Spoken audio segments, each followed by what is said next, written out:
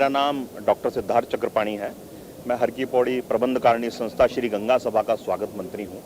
और जैसा कि आपने पूछा है कि इस हर की पौड़ी ब्रह्मकुंड क्षेत्र का क्या महत्व है, देखिए गंगा जी जब स्वर्ग से धरती पर आई तो राजा सगर के 60,000 पुत्र जिनकी राख राजा कपिल मुनि के आश्रम में पड़ी हुई थी, उन राख को मोक्ष प्रदान करने के लिए राजा सगर के 60,000 जो पुत्र थे, तो उनकी पीढ़ियों ने कई तपस्या की और उस तपस्या के फलस्वरूप राजा भगीरथ के हजारों वर्षों की तपस्या के बाद माँ गंगा प्रसन्न हुई और तब वो धरती पे आई। और पहाड़ों से होते हुए हिमालय से माँ गंगा धरती पर आती हैं। और ये हर की पौड़ी का जो क्षेत्र है हरिद्वार का, ये पहला मैदानी क्षेत्र है जहाँ माँ गंगा मैदान में प्रवेश करती हैं और हर की पौड़ी ब्रह्मकुंड पर आती हैं। और इस क्षेत्र का महत्व इसलिए भी ज़्यादा बढ़ जाता है कि हमारे सामने एक कथा और आती है समुद्र मंथन की, कि जब देवता और राक्षसों ने समुद्र मंथन किया तो उससे 14 रत्न निकले और लास्ट में अमृत निकला। तो उस अमृत की जब छीना झपटी दैत्यों और दानवों में हुई तो वो अमृत की बूंद 4 जगह छलकी। सबसे पहले वो बूंद यहाँ पर, ये ब्रह्मकुंड का जो क्षेत्र है यहाँ पर छलकी, तो इस गंगा जी के जल में वो अमृत मिल गया। तो इसलिए इसको अमृत तत्व युक्त जल मानते हैं। प्रयागराज, नासिक और उज्जैन, उन 4 जगह भी ये बूंदें छलकी हैं। तो इस माँ गंगा के जल को हम अमृत युक्त मानते हैं। और हमारे यहाँ सनातन जो धर्मावलंबी हैं वो माँ गंगा को इसलिए भी ज़्यादा पुण्य फलदायी मानते हैं कि हमारे शास्त्रों में लिखा हुआ है कि माँ गंगा के जल में अपने जो परिजन हैं उनका अस्थि प्रवाह करने से वो मोक्ष को प्राप्त करते हैं और वैकुंठ लोक में वास करते हैं। तो आप देख रहे हैं कि यहाँ पर लगातार जो श्रद्धालु तीर्थयात्री हैं वो अपने परिजनों का अस्थि प्रवाह के लिए, पिंडदान के लिए, तर्पण के लिए हर की पौड़ी क्षेत्र में आते हैं। और ये क्षेत्र इसीलिए बहुत ज़्यादा प्रसिद्ध भी है कि जो कुंभ का मेला है जो 12 वर्ष के पश्चात आता है वो माँ गंगा के इसी तट पर होता है। और जो हमारे 13 अखाड़े हैं, सन्यासी अखाड़े हैं, वैष्णव अखाड़े हैं, वो 13 अखाड़े कुंभ का स्नान इसी स्थान पर करते हैं। तो गंगा जी का तो हम मानते हैं कि भगवान भी कहते हैं कि कलयुगे गंगा समम न तीर्थम, कलयुग में गंगा के समान कोई तीर्थ नहीं है। गंगा साक्षात देव हैं। जैसे कि हम मानते हैं कि 4 जो देव हैं वो हमें प्रत्यक्ष दिखाई देते हैं, जैसे सूर्य भगवान, चंद्रमा और श्री गंगा जी और गाय माता, ये प्रत्यक्ष देव हैं, हमें साक्षात दिखाई देते हैं। तो गंगा जी तो साक्षात देव हैं। ये भगवान विष्णु का, ब्रह्मा जी का और भोले बाबा का निराकार रूप हैं जो हमें इस द्रव्य के रूप में यहाँ पर दिखाई दे रही हैं। और ये हमारे जन्म से लेके मरण तक के सारे कार्य गंगा जी के बिना अधूरे हैं। इसीलिए करोड़ों जो श्रद्धालु हैं, सनातन धर्मावलंबी हैं, बिना किसी आमंत्रण के यहाँ पर पूर्णिमा पर, अमावस्या पर, संक्रांति पर या किसी भी अन्य जो मेले होते हैं उस पर बिना किसी निमंत्रण के, बिना किसी आमंत्रण के लाखों करोड़ों की संख्या में यहाँ पर जुट जाते हैं और स्नान का, आचमन का, पिंडदान, तर्पण आदि का लाभ लेते हैं। देखिए अब तो 2021 में हमारे यहाँ कुंभ था और अब 2027 में अर्धकुंभ का यहाँ पर आयोजन होने वाला है। और देखिए हमारी जो उत्तराखंड की सरकार है उनका भी ये मानना है कि उस अर्धकुंभ को कुंभ की तरह भव्य और दिव्य बनाया जाए। तो उसके लिए भी लगातार बैठकें हो रही हैं और व्यवस्थाओं को सुदृढ़ करने का यहाँ पर प्रयास किया जा रहा है। हर की पौड़ी की व्यवस्था श्री गंगा सभा के द्वारा यहाँ पर की जाती है, चाहे कुंभ का मेला हो या अर्धकुंभ का मेला हो। या आप देख रहे हैं कि जितनी भी यहाँ पर व्यवस्था है वो श्री गंगा सभा के द्वारा यहाँ पर की जाती है। और हम सब लोग यहाँ पर जो तीर्थ पुरोहित हैं वो श्रद्धालुओं की सुविधा का ध्यान रखने के लिए, श्रद्धालु जो आते हैं उनकी पूजा के लिए, हम सब यहाँ पर स्वागत के लिए, उनकी सुविधा के लिए तत्पर रहते हैं। देखिए कुंभ के लिए, अर्धकुंभ के लिए जो लोग आएंगे, हमारा संदेश यही है कि आप आएँ यहाँ पर, माँ गंगा के जल में स्नान करें, आचमन करें, लेकिन माँ गंगा के जल को प्रदूषित ना करें। माँ गंगा के जो घाट हैं उनको स्वच्छ रखें। माँ गंगा रहेंगी तो हम रहेंगी। सनातन माँ गंगा से बचा हुआ है।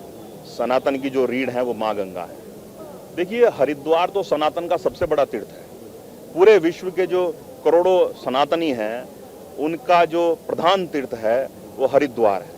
किसी ना किसी रूप में, कभी अपने परिजन की अस्थियां लेकर, कभी अपने बच्चों के मुंडन के लिए या किसी यज्ञोपवीत के लिए, शादी के बाद जब बच्चा पैदा होता है उसको स्नान कराने के लिए। और हमारे पंजाब में जैसे कि मान्यता है, जो पंजाब के लोग आते हैं कि उनके यहाँ जब किसी बेटी की शादी होती है तो वो उससे पहले अपनी बेटी को स्नान कराने के लिए गंगा जी पर आते हैं। तो हर क्षेत्र के, कश्मीर से लेकर कन्याकुमारी तक के लोग किसी ना किसी रूप में गंगा जी के तट पर जरूर आते हैं। तो सनातन की तो जो रीढ़ है वो माँ गंगा है। और मैं तो ये भी कहता हूँ कि जो माँ गंगा है वो हमारी सनातन की संस्कृति का समाचार पत्र हैं, जो गंगोत्री से लेकर गंगा सागर तक हमारी पूरी संस्कृति को लेकर बहती हैं और माँ गंगा के तट पर हमें विभिन्न संस्कृतियां देखने को मिलती हैं।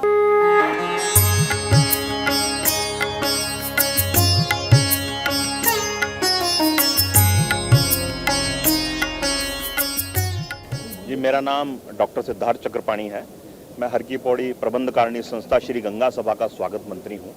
और जैसा कि आपने पूछा है कि इस हर की पौड़ी ब्रह्मकुंड क्षेत्र का क्या महत्व है, देखिए, गंगा जी जब स्वर्ग से धरती पर आई तो राजा सगर के 60,000 पुत्र, जिनकी राख राजा कपिल मुनि के आश्रम में पड़ी हुई थी, उन राख को मोक्ष प्रदान करने के लिए राजा सगर के 60,000 जो पुत्र थे, तो उनकी पीढ़ियों ने कई तपस्या की और उस तपस्या के फलस्वरूप राजा भगीरथ के हजारों वर्षों की तपस्या के बाद माँ गंगा प्रसन्न हुई और तब वो धरती पे आई।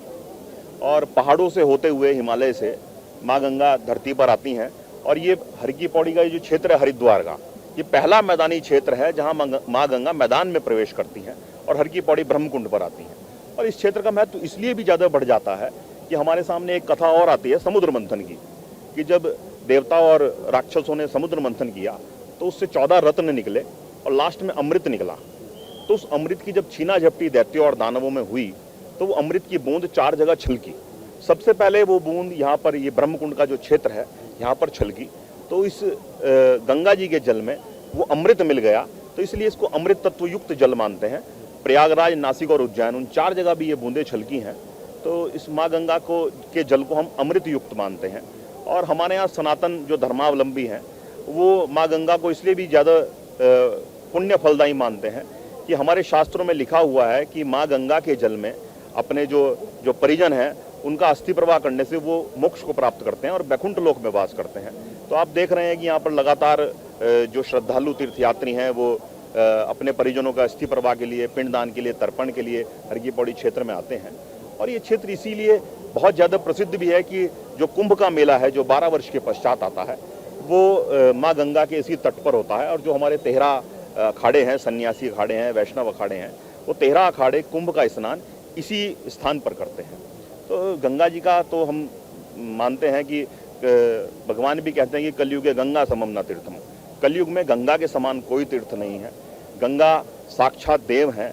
जैसे कि हम मानते हैं कि 4 जो देव हैं वो हमें प्रत्यक्ष दिखाई देते हैं, जैसे सूर्य भगवान, चंद्रमा और श्री गंगा जी और गाय माता, ये प्रत्यक्ष देव हैं, हमें साक्षात दिखाई देते हैं। तो गंगा जी तो साक्षात देव हैं। ये भगवान विष्णु का, ब्रह्मा जी का और भोले बाबा का निराकार रूप हैं जो हमें इस द्रव्य के रूप में यहाँ पर दिखाई दे रही हैं। और ये हमारे जन्म से लेके मरण तक के सारे कार्य गंगा जी के बिना अधूरे हैं। इसीलिए करोड़ों जो श्रद्धालु हैं, सनातन धर्मावलंबी हैं, बिना किसी आमंत्रण के यहाँ पर पूर्णिमा पर, अमावस्या पर, संक्रांति पर या किसी भी अन्य जो मेले होते हैं उस पर बिना किसी निमंत्रण के, बिना किसी आमंत्रण के लाखों करोड़ों की संख्या में यहाँ पर जुट जाते हैं और स्नान का, आचमन का, पिंडदान, तर्पण आदि का लाभ लेते हैं। देखिए, अब तो 2021 में हमारे यहाँ कुंभ था और अब 2027 में अर्धकुंभ का यहाँ पर आयोजन होने वाला है। और देखिए, हमारी जो उत्तराखंड की सरकार है उनका भी ये मानना है कि उस अर्धकुंभ को कुंभ की तरह भव्य और दिव्य बनाया जाए। तो उसके लिए भी लगातार बैठकें हो रही हैं और व्यवस्थाओं को सुदृढ़ करने का यहाँ पर प्रयास किया जा रहा है। हर की पौड़ी की व्यवस्था श्री गंगा सभा के द्वारा यहाँ पर की जाती है, चाहे कुंभ का मेला हो या अर्धकुंभ का मेला हो। या आप देख रहे हैं कि जितनी भी यहाँ पर व्यवस्था है वो श्री गंगा सभा के द्वारा यहाँ पर की जाती है। और हम सब लोग यहाँ पर जो तीर्थ पुरोहित हैं वो श्रद्धालुओं की सुविधा का ध्यान रखने के लिए, श्रद्धालु जो आते हैं उनकी पूजा के लिए, हम सब यहाँ पर स्वागत के लिए, उनकी सुविधा के लिए तत्पर रहते हैं।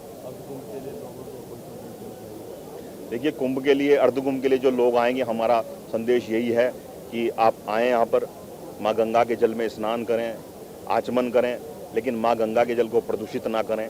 माँ गंगा के जो घाट हैं उनको स्वच्छ रखें। माँ गंगा रहेंगी तो हम रहेंगी। सनातन माँ गंगा से बचा हुआ है। सनातन की जो रीढ़ है वो माँ गंगा है। देखिए, हरिद्वार तो सनातन का सबसे बड़ा तीर्थ है। पूरे विश्व के जो करोड़ों सनातनी हैं उनका जो प्रधान तीर्थ है वो हरिद्वार है। किसी ना किसी रूप में, कभी अपने परिजन की अस्थियां लेकर, कभी अपने बच्चों के मुंडन के लिए या किसी यज्ञोपवीत के लिए, शादी के बाद जब बच्चा पैदा होता है उसको स्नान कराने के लिए। और हमारे पंजाब में जैसे कि मान्यता है, जो पंजाब के लोग आते हैं कि उनके यहाँ जब किसी बेटी की शादी होती है तो वो उससे पहले अपनी बेटी को स्नान कराने के लिए गंगा जी पर आते हैं। तो हर क्षेत्र के, कश्मीर से लेकर कन्याकुमारी तक के लोग किसी ना किसी रूप में गंगा जी के तट पर जरूर आते हैं।